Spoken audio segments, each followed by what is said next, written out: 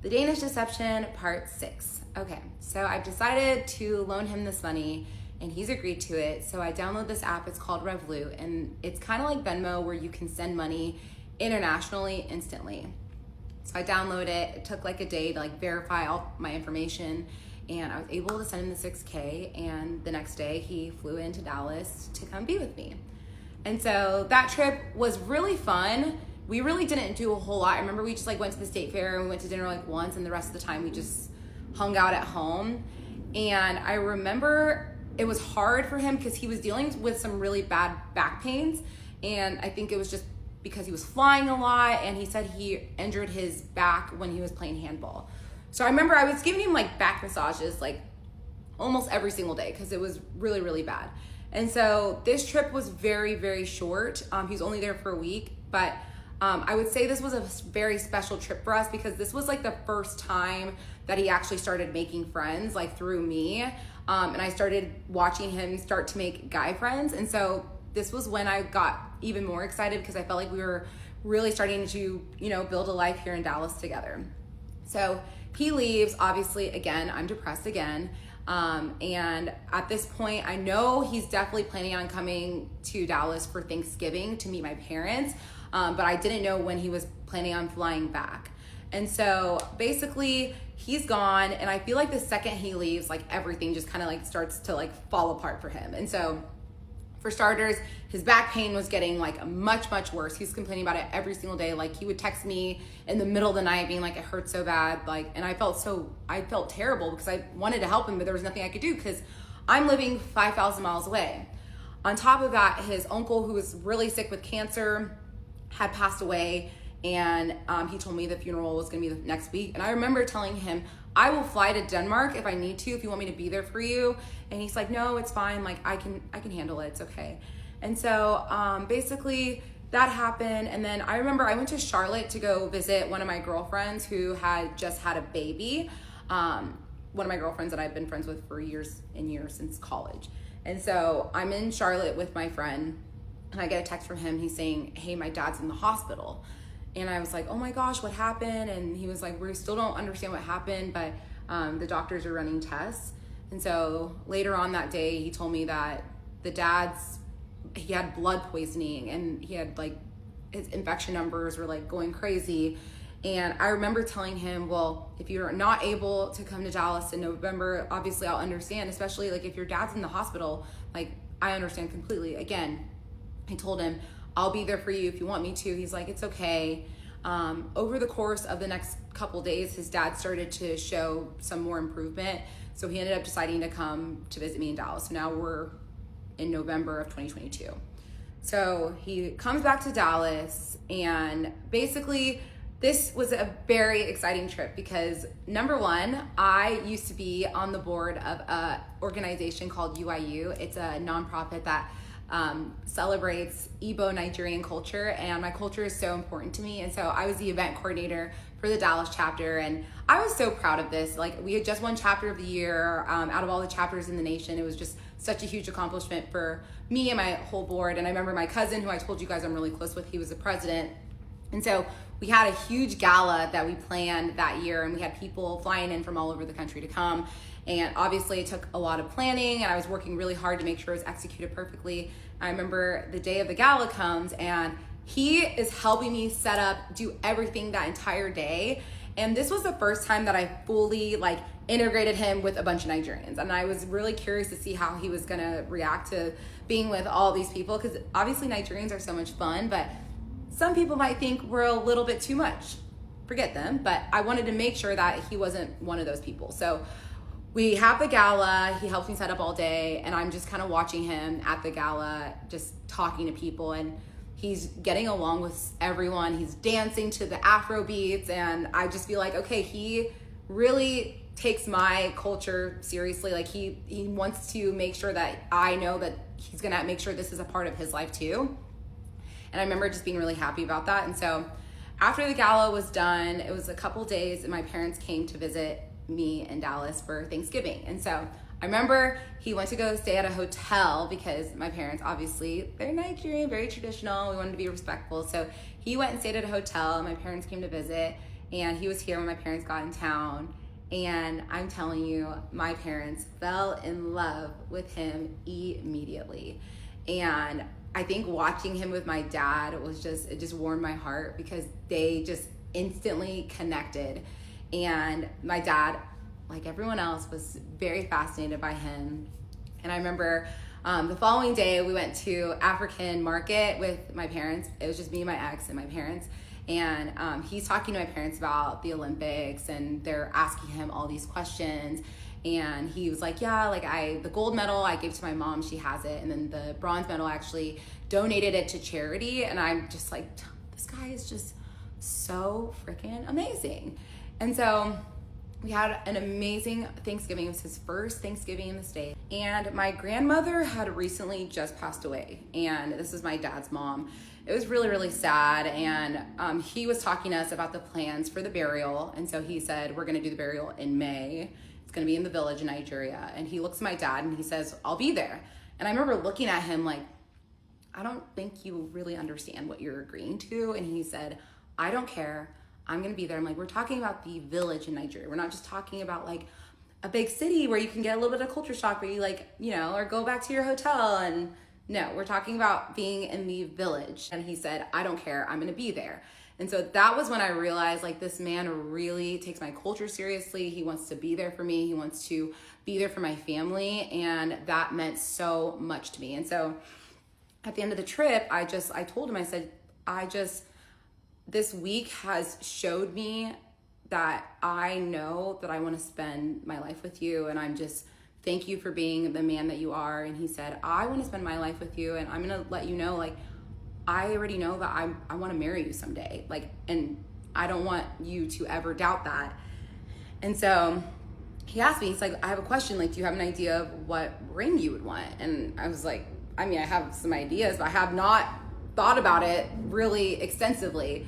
And so he said, what are your thoughts on us going ring shopping? And keep in mind, at this point, we've been dating for like 4 months. And so I was like, okay, let's do it. So we found a jeweler. We went and we tried on some rings. I remember I'm trying on lab grown and natural. And I'm like looking at the price differences. And I'm like, I am not allowing you to buy me a natural stone because that number is just crazy. I'd rather us spend money investing, doing other things. And he said, well, let me look into it because I kind of do want to get you natural. And I was like, no, we're getting a lab grown. And I remember like, if you've, gone ring shopping, the price difference is like astronomical. And so I remember I picked out a ring that I really liked, and then we left, and that was basically the end of like the rings for that moment. And so he goes back to Denmark, and the plan was for me to go on a trip with him for Christmas. As I mentioned previously, my parents were traveling for Christmas, and him and his older sister do not have a relationship. Like, they can't be in intimate settings together, so they alternate Christmases. Like, he had last Christmas, so this Christmas was her Christmas. So we already had planned to spend Christmas together.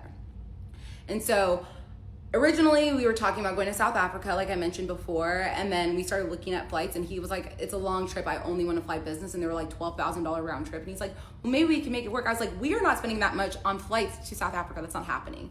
And so I started looking at other flights, and then we talked about maybe going to Brazil, and then he tells me, okay, make an itinerary and look at hotels and flights and everything and send it to me and I'll book it.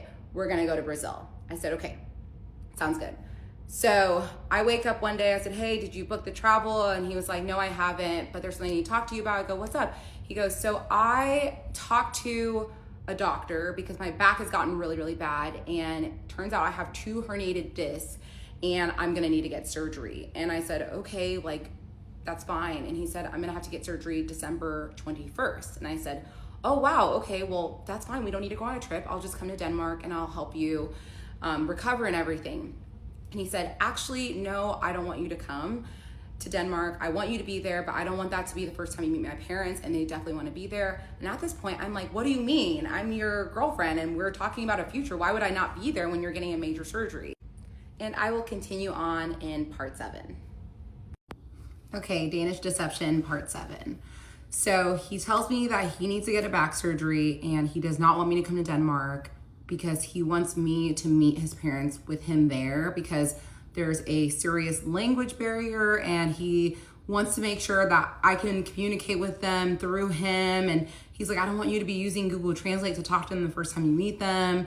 And and at first I was really upset because I felt like he wasn't treating me like I was his family. And I remember having a conversation to my mom about it because I was really frustrated. And she asked me, she said, do you think his parents know about you? And I remember I got really defensive because I told her, in what world would his parents not know about me? And I told him, I really want to be there. I was still kind of like pushing on him for like the full day.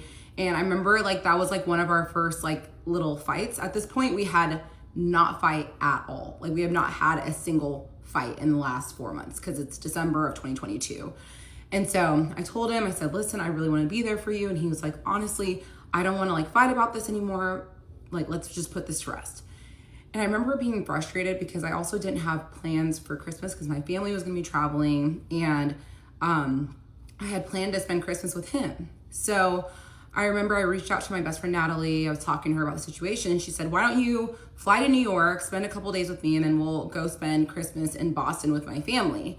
And I said, okay, like we can do that. And so I brought up the option to my ex. He said, I think that's a great idea. I obviously don't want you to spend Christmas by yourself. And so I said, okay, that works. And I'm obviously extremely sad because at this point I hadn't seen him in weeks, and now I don't know when I'm going to see him again because he's getting this surgery on December 21st. So I make plans, book my flight to New York, and a couple days before I leave, he told me, maybe what we can do is you can come to Denmark maybe a couple days after my back surgery because the doctors say that I need to be up walking a couple days afterwards, and I think it's just my mom that's gonna come. So what we can do is you can come meet my mom and we can go see like the Christmas lights, and at that point I'll be able to translate and everything. And so I said that's fine. So I was like, I'll fly to New York, go to Boston, spend Christmas with my friend Natalie, and then I'll also have like an extra bag packed for like things to wear in Copenhagen, and just make sure I'm prepared to figure out what the plan is whenever he tells me. And so I think we had decided that it was December like 26th or 27th that I was gonna go to Copenhagen and then spend like a week there. So I go to New York, have a great couple days with my friend Natalie, and then on like the second day I'm in New York, I get a message from him, and he said, oh my goodness, my dad's back in the hospital. And I'm like, oh my goodness, I'm so sorry to hear that. He's like, his infection numbers are bad again, his blood poisoning again, and he ended up getting diagnosed with leukemia. And I just, I wanted to be there for him. And I said, like, do you want me to come? Like, I want to be there for you. Like, I don't want you to feel like you have to navigate through these things without having like your partner there to support you. And he said, right now, I just need to like focus on my family, and I'm grateful for you to be here, but I also don't want you to meet my dad for the first time in a hospital bed. And I'm obviously frustrated because I really want to be there for him, but I also don't want to be too pushy because I'm like, this is your family, your dad's in the hospital. I don't want to put too much on him. And so we made the decision that I was just going to be kind of like on standby, which was fine because I was with my best friend Natalie, and I love her so much. And so I was having honestly a wonderful time with her and her family. And so we had left New York, went to Boston. Obviously, I'm still in constant communication with him, trying to figure out what's happening. And he sends me a message. I think it's on December 23rd. He sends me a message and he says, I'm so angry. I just got into a fight with my sister. And maybe like 5 minutes later, he gives me a call, and I'm like, what happened? He said, we're sitting in the hospital room, and my dad is obviously laying in the bed, and my older sister looks to me and says, so where are you spending Christmas? And I said, not with you, bitch. And it turned into a huge fight. They start screaming at each other in the hospital. He storms out. He feels so disrespected. His mom's upset. His little sister's upset because they're already spending some of their holidays in the hospital, and like now like they have all this tension in the family. And so I remember just being like so confused as to like why his sister is like this awful person. Like, why is she treating you like this, especially at a time when your dad is not doing okay? And so he calls me. He's like, I'm just so upset. Like, I want to get away. And I said, well, let me know what you need from me. Like, I'm literally a plane ride away. And he said, well, I obviously, like, now that I'm like don't want to be around my family, I would love to see you. And I said, okay, well, I can book a flight to Copenhagen and come stay with you. And he said, I don't know, I just kind of feel like I just need to get out of Denmark. And at that point, he was obviously in his hometown in Aalborg, which is 4 hours north of Copenhagen. And so he took a train back to Copenhagen. He's spending Christmas completely by himself, so sad. And we're still trying to iron out what the plans are. And he, again, tells me, I want to leave Denmark. And I was like, are you sure? Because at this point, like, I knew that I wouldn't say we were having like financial issues, but I knew like obviously there was like a little bit of tension with like all of his expenses that were adding up. And so I was like, you know, it might be easier for me to just fly there and I can just stay with you. And he's like, I just really want to get away. And I said, okay, where do you want to go? He said, have you been to Paris before? And I said, no, I actually have not been to Paris. And he's like, well, let's do Paris. And I said, okay, I'm absolutely down to do Paris. And so I look at flights. I book a flight from Boston to Paris, the layover in Iceland, and I leave on the 26th and I get to Paris on the 27th and I see him. He meets me at the airport. We arranged our flights to make sure we landed around the same time. And something I need to add is before I had gone to Paris, he had told me that he had made a transfer from his business account to his personal account. And obviously in the States, when you make a transfer like that, it's just like a click of a button. Like I have a business account, it's a click of a button. But he told me that in Denmark, when you make a transfer from your business account to your personal account, it actually has to go through the IRS. They take out the taxes and then they deposit the money into your personal account. And I'm over here thinking like that's so crazy, but I also know like Denmark is a foreign country that I don't know anything about. I didn't question it for a second. And so he said, I'm just gonna ask my mom to give me a quick little loan so I can obviously cover everything with Paris and whatnot. And I said, okay, just let me know what she says. And then he basically came back to me and said, she said that she will only give me the money if I spend a couple more days with the family. I said, well, you should do that. Like, I don't want you to feel like I'm trying to take you away from your family by any means. And he said, I don't even want to be around them right now. It's just like not good for my mental health. And then I said, okay, well, what do you need from me? I said, I can cover like the flights and the hotels. It's not that big of a deal. And at that point we had been on 2 trips together, or no, we'd only been on 1 trip together to the south of France. And then Paris was going to be our 2nd trip. The rest of the times he had now visited me in Dallas 3 times. And so I told him, I said, I can pay for the flights and the hotels. It's not that big of a deal. He said, are you sure? I said, yeah, of course. He's like, I just don't know what I would do without you. Like, I just feel like I keep hitting these roadblocks and you are there to pick up the pieces every single time. And I'm so grateful for that. And I said, I'll always be there to support you. So now we can go back to landing in Paris. We meet at the airport and he told me, he's like, letting you know, I'm not in the best mood. I've been just like really upset. And I said, I am here to make you happy. So we land in Paris, we see each other, we're so happy. And we had the most spectacular trip in Paris. Like we were just exploring. It was my first time there. And it was obviously I paid for a lot of that trip and he paid for a little bit of the trip too. So we both kind of paid. And keep in mind, he still owes me $6,000 at this point. I am not concerned about the money. I don't know why I should have been concerned. I should have been noticing these red flags like, bro, like, where's my money? But again, this is someone that I am planning on marrying, and money at this point, like money comes and goes, and I wasn't focused on that. I was just focused on us. So we finish our trip in Paris, say our goodbyes, and we start just, you know, getting depressed as we always do when we say goodbye. And I board my flight to Dallas, and he asked me, what are your thoughts on us meeting with an immigration attorney just to get an idea of what the process entails? And I said, absolutely, I would love to do that. Obviously, I had Googled and looked into a few things, but nothing concrete. At the time, one of my best friends was working part-time for immigration attorneys. So I reached out to her. I said, hey, can I get her contact information? And she said, yeah, of course. She gives me her contact information. And I call her, we set up a meeting, and obviously, you know, still the time difference. He had a work trip in Norway that he was at. And at this point, also, little side note, we had started sharing our locations while we were in Paris. So I had his location at this point, and I could see that he was in Norway. And he also FaceTimed me from the hotel room. So he was in Norway, 100%. And we had a call with the lawyer, and we were discussing the process. And she tells us it's gonna take 18 months for you guys to get all of this process after the time you get married. And I was like, 18 months? She's like, everything is super backed up because of COVID. I always want to let my clients know this stuff so that they are fully prepared. And I just felt like that sounded like such a long time. But we finished a conversation with the lawyer, and I then call my ex, and we're talking, debriefing on everything. And there's two different types of ways to get permanent residency in the United States. There's consular processing, and then there's another way where you basically apply for the visa and you're living in the States full time while you're processing the visa.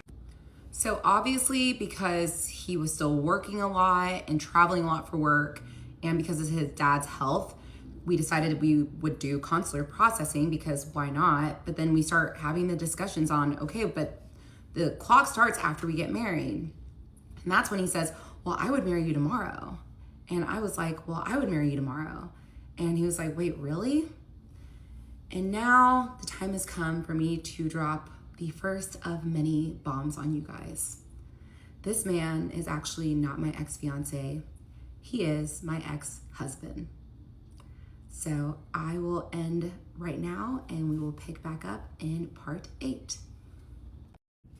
The Danish Deception, part 8. I was not gonna leave you guys hanging, but I do have a wedding tonight, so this will be the final part of the evening.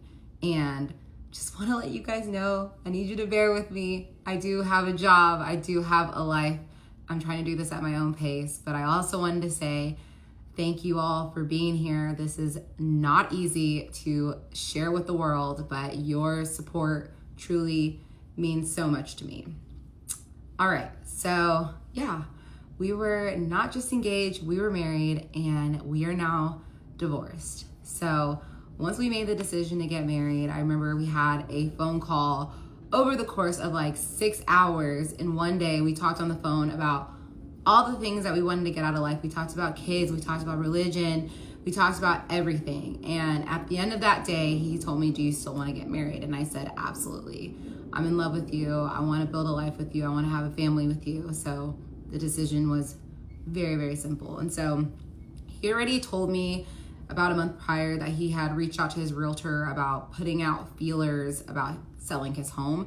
Because at this point, now that we're getting married, he's like, I'm going to just try to spend as much time in Dallas as possible. And I was absolutely okay with that. And so in the beginning of January, he had told me that his realtor got an offer off market for his place.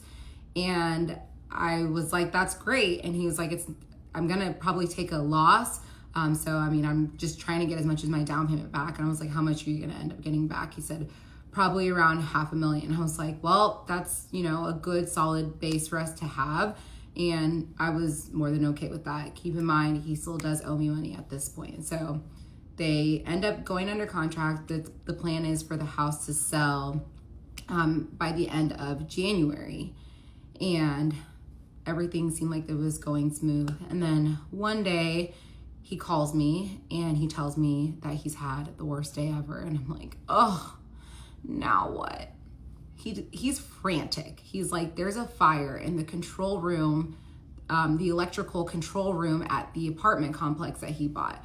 And he's just like, I don't know what to do. He's like, there's no power. Like, no one has power. He's like, I just paid this guy $2,000 to bring generators to power up the whole entire apartment. I have an electrician coming. And he's like freaking out. And he basically used all of his money he had to put towards like the generators and paying the electrician for as much work as they could do.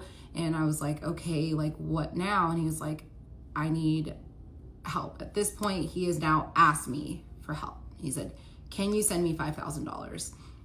And I said, yeah, of course, I can help you. Again, love is a powerful drug. I hate myself. I hate this. I hate that I was so willing to help him.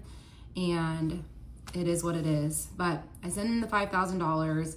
He tells me that his insurance is going to cover it. He's going to be able to pay me back. And also, like, I'm mindful of the fact that his house is supposed to close at the end of the month. And so a week go by and we start talking about plans for the wedding. And so at first we wanted to go to Vegas, and then we looked into it, and Denmark does not recognize wedding marriages that are done in Vegas, because you can get the marriage certificate and get married in the same day. Same thing with Colorado.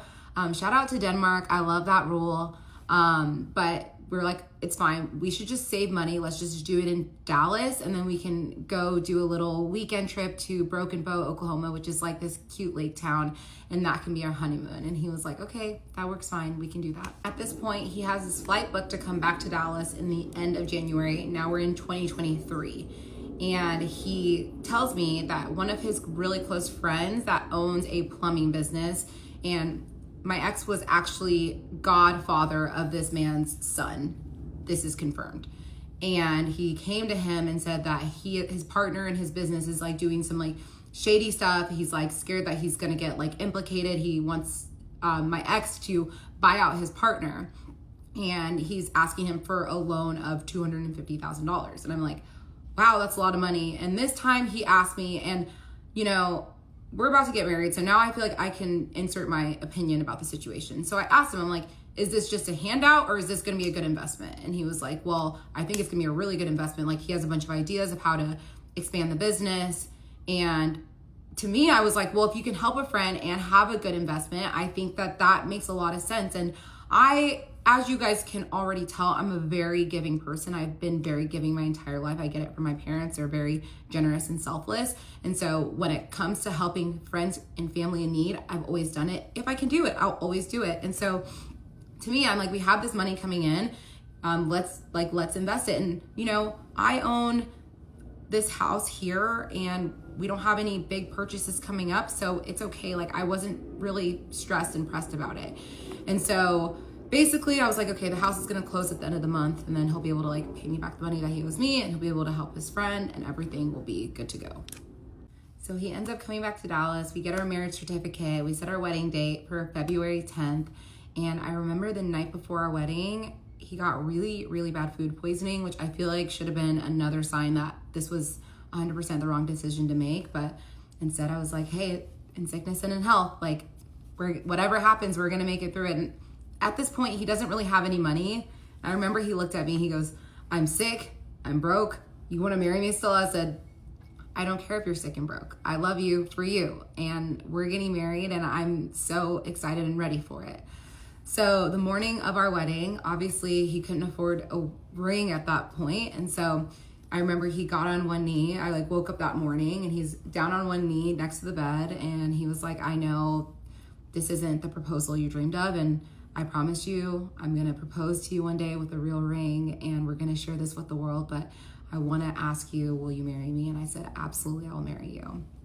And so we went to the courthouse. I remember I was wearing a dress from Fashion Nova because I didn't care. I was just excited to marry my person. And we got married, and I mean, I truly thought this was one of the best days of my life. I was so happy. I was grinning so big. I still have the pictures and the videos from this day. And we went to Broken Bow afterwards, and we just had a great weekend in a little cabin in the woods. And it's just this cute lake town, so it's perfect. And we brought Smokey. I remember we got burgers. I made a lasagna. We just stayed in and hiked, and it was a really, really wonderful honeymoon. After the wedding, he stayed in Dallas for about a week, and then he goes back to Denmark. And he had said that the house had closed and that he was just waiting for the funds. Sometimes there's a little bit of a delay in Denmark. Again, I have no idea how this stuff works. And so while he's in Denmark, he says the funds came through. He transferred the money to his friend for the investment in the plumbing business. And he said that he was about to set up a transfer for me for the money he owed me, which was about $10,000 at that point. And so a couple weeks go by, I still haven't received the money. I'm not super pressed about it because I still am like fully trusting him at this point.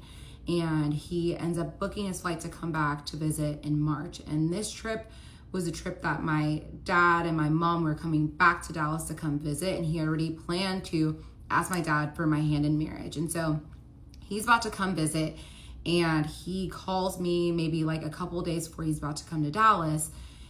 And he said, I received the worst possible news today. And I will continue on in part 9. Hope you guys have a great night. The Danish Deception, part 9. Okay, so he calls me and he tells me that he's had the worst news that he possibly could have. The IRS has told him that he owes $318,000 in taxes.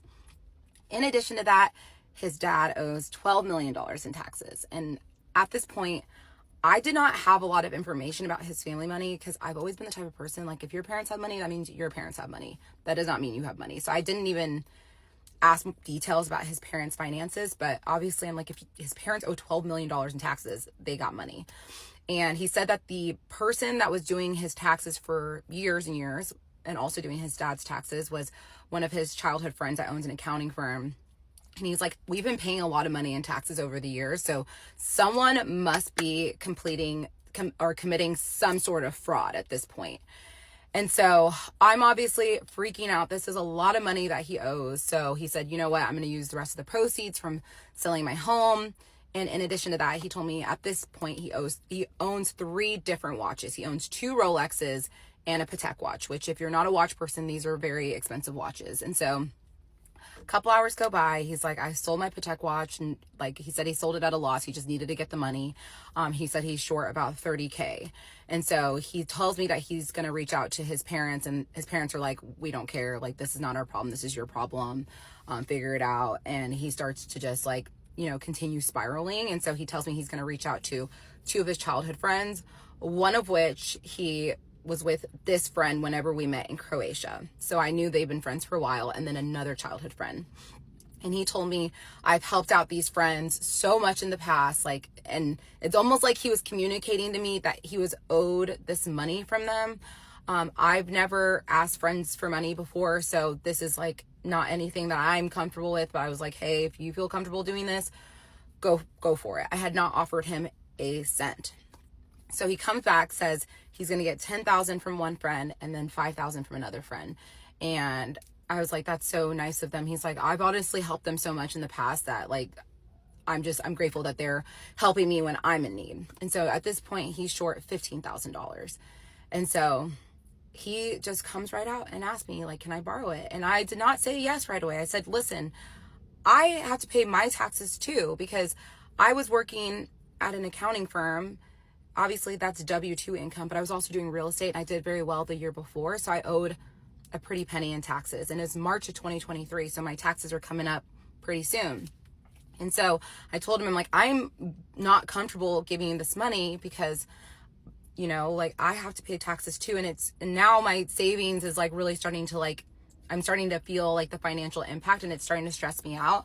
And he said, I hired a law firm. They've already looked into my tax records. They've already found indicators of fraud. I think I'm going to be able to get this turned around really quickly. And my biggest worry and concern is that if I don't pay this tax bill, it's going to affect my chances of getting a green card. And that's when I start to panic. And now I realize that I was just in a very toxic cycle of emotional manipulation.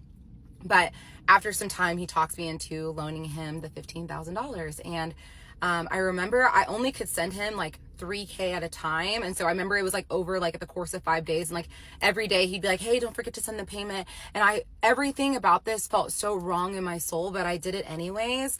And this was not something that I kept quiet about. Like, I told my parents, I told my siblings, like, my ex got this crazy tax bill, and they were all aware that we were going through this like financial hiccup, and I didn't like want to be presented as these people with money. So I was very upfront and honest about it. And like, you can ask a lot of my friends, like I told a lot of my close people about this situation. And quick side note, I did not tell them that I was loaning him money. I just told them that he owed a lot of money, and I told them about the overall situation. But at this point, no one knows that I have given him any money.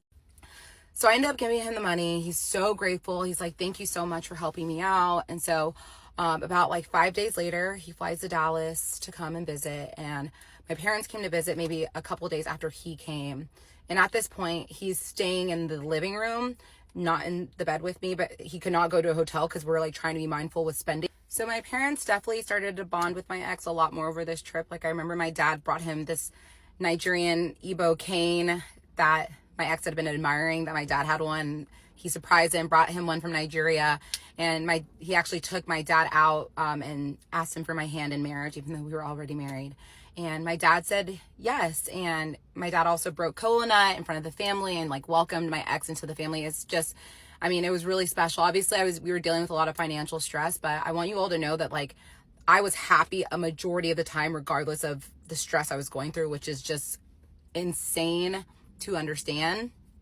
But after a week, we ended up going to Cabo for one of my childhood friends' wedding. And I had paid for the portion of the wedding already because I had been planning on going by myself. And then obviously I got into a relationship, so I just had to pay like a little extra to add someone to the reservation. But we decided to go a couple days early and celebrate like our honeymoon. And so basically our flight comes and he's staying in the living room. My parents are sleeping in the guest bedroom. And I wake up and I get a text from him and he says, "Hey, can you come downstairs real quick?" And I said, "Of course." So I go downstairs. I'm like, "What's up?" He said, one of my friends, the friend that he had received $5,000 from for the tax bill, reached out to me and said he's freaking out because his wife really wants to buy this house and he's short a certain amount of money to purchase this home. And obviously he was like, "I feel so bad because he loaned it to me because he was trying to help me out." And my biggest strength and weakness is empathy. And when I saw him hurting because his friend was not able to do something because of the money he had loaned my ex, and at this point I felt like the friend had loaned us the money. It wasn't like he loaned my ex the money because we were married. And so I do something so stupid and idiotic. I end up loaning him an additional $3,000 not even a week after I had already given him $15,000. So I actually ended up giving him $18,000 in the month of March of 2023. Yes, I'm sick to my stomach. So I can send him the money. We end up going to the airport, fly to Cabo. We have an amazing trip. And at this point, I had just hard launched him on my Instagram Valentine's Day prior. So at this point, I hard launched him after we were already married. And we were in Cabo and I'm like posting more photos of him on my social media. And I'm going through my Instagram story views and I'm looking at the names and I'm seeing all of these Danish names. And I can tell they're Danish names because there's a different Danish alphabet. And so I'm clicking some of the profiles and a lot of them you can see like my ex is like the mutual, like follows them. And so I brought it up to him like, "Hey, all these Danish people are watching my story." But I thought it was weird that no one was like following me. I'm like, "These are your friends." Like, and I wanted him to maintain the same friendships in Denmark, even though he was moving to the States, because I never want to be the type of person that takes a man away from like his friends and family. And so I remember I'm clicking profiles and I click a girl's profile and I look at the first picture and I see my ex's dog. And that's something that I actually haven't mentioned. My ex did have a dog, and every time he came to visit, he had a friend that was watching the dog.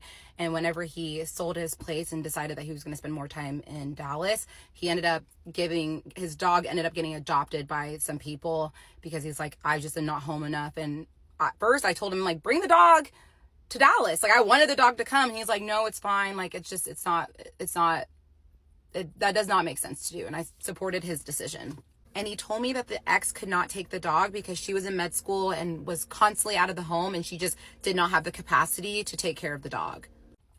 But I see his dog and it's like a duck-toller retriever. I think that's how you say it.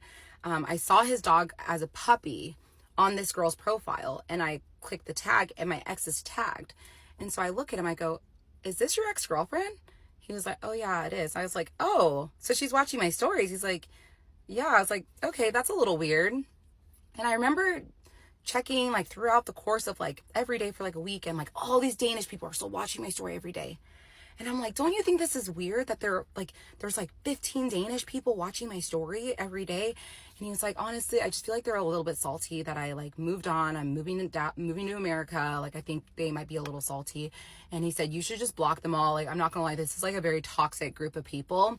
And so I was like, "Is that what you want me to do?" He said, "Yeah, just block them all. Like they're not here for the right reasons. They're just looking to like creep and they're probably just talking a bunch of shit." So I said, "Okay." and I decided to block them all. And so basically we come back from Cabo, he stays for about a month, and then he goes back to Denmark. And at this point, he had come to visit me so many times. And so I decided, now's my time to go spend time with him in Europe. And with his dad's health and his work, it made sense for me to just, go out of my way to try to spend time with him. And I could work remote at the time. And so I board a flight and I head to Denmark for the first time. And I land in Denmark, and I will continue on in part 10. The Danish Deception, part 10. So I land in Denmark after a couple of layovers, and my ex is waiting after baggage claim. He's waving a Danish flag, and I'm just so excited to be in Denmark for the first time. And so we land, we go to one of his friends' homes because we're staying there for the night. We change, and we go directly to an Easter lunch with him and all of his childhood friends. So I walk in, and everyone is just so nice. And it's his childhood friends and like their wives and girlfriends. And everyone was just super kind to me. We were drinking, having fun. After a while, I was super jet lagged. So we ended up going back to his friend's house. That's where we stayed that night. And the following day, he gives me the hometown tour. So he shows me where he got baptized. He shows me his elementary school, and we're just exploring. And I just feel so grateful to like see his roots, see where he grew up. And after the day of exploring, we go to his parents' house, and this is my first time meeting his parents, and I am so nervous. I've always done really well with parents, but this is, different situation because number one, there's not a whole lot of Black people in Denmark, so they're not used to meeting people that look like me. Also, this man has made it very clear that he's moving to America, so you can only imagine how a mother might feel about the woman that's moving her son 5,000 miles away. So I was really nervous, but I'm not even kidding. The second I walked in, me and his mom instantly connected. And I think we bonded over our mutual love for my ex. And so it was his parents and his sister and her boyfriend that she had just recently started dating. We're all at this dinner. She cooked a very traditional Danish meal. It's called flæskesteg. I remember I had seconds, I had thirds. I think that made her fall in love with me even more because what mother doesn't want a girl that's going to eat their food? And so I brought her like a bunch of gifts, her and his father. I brought them gifts from Dallas, and we just really bonded that first day. She brought out all these photo albums and was showing me like my ex's childhood photos, and it was a really special night. And I remember my ex kept being like, "Are you sure you're okay with staying here?" Because one thing I will say is they lived in a very humble home. And listen, I know there's billionaires out there that drive Honda Civics, so I don't judge. I'm never the type of person being like, why are you guys staying in this small house? Spend your money the way you want to spend your money. So I didn't think anything of it. But I was a little bit surprised. And also Denmark is not the type of place that has all these like big houses. Like a lot of the homes are small regardless of if you have money. But again, didn't think anything of it. So we have a great dinner. The following day, we start going and having these like day trips all over Denmark and going to explore. And it's always me, my ex, and his parents. And one day we went to this area called Skagen, which is the most northern part of Denmark. And it's really beautiful. And it was just fun to go and explore. And we're driving home, and my ex starts yelling at his dad. His dad is yelling back. They just start going at it. And obviously they're speaking Danish. I have no clue what they're saying. My ex pulls over. He gets out of the car, storms out, starts like walking away. I get out of the car. I chase after him. I'm like, what's happening? And he was like, my dad basically just said that he's over today. He just wants to go back and watch his game. And I was like, and he basically said he was really upset because he felt like his dad wasn't making an effort to get to know me. And that's when I realized that him and his dad had a really toxic relationship. And I also noticed that like they basically exchanged like 1 to 2 sentences a day. I also noticed that he wasn't as close with his sister, his little sister, because I mean, they would talk all the time. And so I thought that was a little strange too. But I don't know, I'm still trying to really understand this family dynamic. But what I do know is that he's a mama's boy. He's close with his mom, which, that was really important to me. There were a few things that I took away from this trip. The first being that he is a little bit embarrassed of his family's home. he kept saying, do you want to go stay in a hotel or Airbnb? Do you want to stay here? And I'm like, why would we not stay here? Like, if I went to go visit my parents and I wanted to stay in an Airbnb, they'd be devastated. I was like, of course we're staying here. And he was like, I know it's not like nice. It's a super old house. They haven't renovated it. Like, I don't understand. They have all this money. Like, why don't they do it? I'm like, it's fine. Like, don't worry. We'll be okay. Another thing I noticed was that I did not meet the older sister. No one spoke of her. And I knew at this point she had one kid at this point. So they talked about her a little bit, but it was kind of like the elephant in the room. Like, no one really talked about it. And, you know, I know they don't have a relationship. They can't be with each other in intimate settings. But overall, like, I did have a good trip with him despite the tension. So after a week, we traveled to Copenhagen. And I remember getting to Copenhagen and I'm immediately just so happy to be there because this city exceeded my expectations. It's a beautiful, beautiful city. And we ended up staying in a hotel, like a cheaper hotel by the water. And I can stay anywhere. I'm good. I don't need to stay anywhere bougie. And I remember him being like, I hate that we have to stay here. Like, it's not nice. I'm like, I don't care. Like, we have a bed, we have a place to stay. It's okay. And so we spent that whole week just exploring Copenhagen. And then we get ready to travel to Nigeria for my grandmother's burial. And so at this point, we're staying in this hotel. And I remember there was like a laundromat at this hotel. So I was doing laundry and he said, I'm going to go and get a few things for my storage unit because he's moved out of his place at this point. He has a storage unit. And so he comes back home and he has like this Rolex box. And he's like, oh, this is one of my Rolexes. I want to show it to you. And at this point, I had already seen his steel, what's it called? The Batman. I already had seen that watch. He had brought it out for Cabo. So I've seen one of his watches. To Patek, he sold. I never saw it. So now this is the second watch he's bringing out. And he opens it. And it's, again, I did not know anything about watches before this, but now I know it's a day-date presidential watch with a green face. So he ends up telling me this is like a $50,000 watch. I was like, this is nice. And keep in mind, we're about to leave for Nigeria in like a day. I'm like, why'd you bring it out? And he's like, oh, I'm going to bring it to Nigeria. I go, you're going to do what? And he's like, I'm bringing it to Nigeria. I'm like, you cannot bring a $50,000 watch to Nigeria. And he's like, yeah, I can. And I'm like, this does not make sense. And he said, no, like, this is a special occasion. Like, I want to bring it out for this. And so I told him, okay, I feel very uncomfortable, especially like us being in the village and you're wearing this like expensive watch. You're just asking yourself to get robbed. I just did not understand it, but whatever. He ends up packing the watch. We get ready and we hop on a flight to go to Nigeria and meet my family for my grandmother's burial. Keep in mind, he had paid for all the hotels, everything in Denmark, and he paid for all the hotels and flights for Nigeria. And so we hop on a plane, go to Nigeria. I'm super nervous because I just don't know what to expect and how he's going to react. But we meet up with my family, and he does so well. And it was funny because everyone wanted to take photos with him, and he was meeting my extended family, like my grandmother. I never thought I would bring a man home to meet my grandmother. I felt like I fell deeper in love with him, watching him just immerse himself in my culture and be there for my family while we put my grandmother to rest. And it was just a really amazing, beautiful trip. Honestly, there was nothing crazy that happened. And he tells me while we're in Nigeria that the law firm has settled the issue with his taxes and they're filing a document for the accounting firm to pay out a settlement, and it'll be paid out soon. And then he'll be able to transfer me the money that I'm owed. And so I'm like, oh, I'm breathing deeply. And it's awkward because I want to bring it up to him all the time, but he's also paying for everything. So I feel like I don't want to put too much pressure on him, even though I should have. So we come back to Denmark, and at this point, we are trying to figure out what our plan is, when we're going to come back to the States.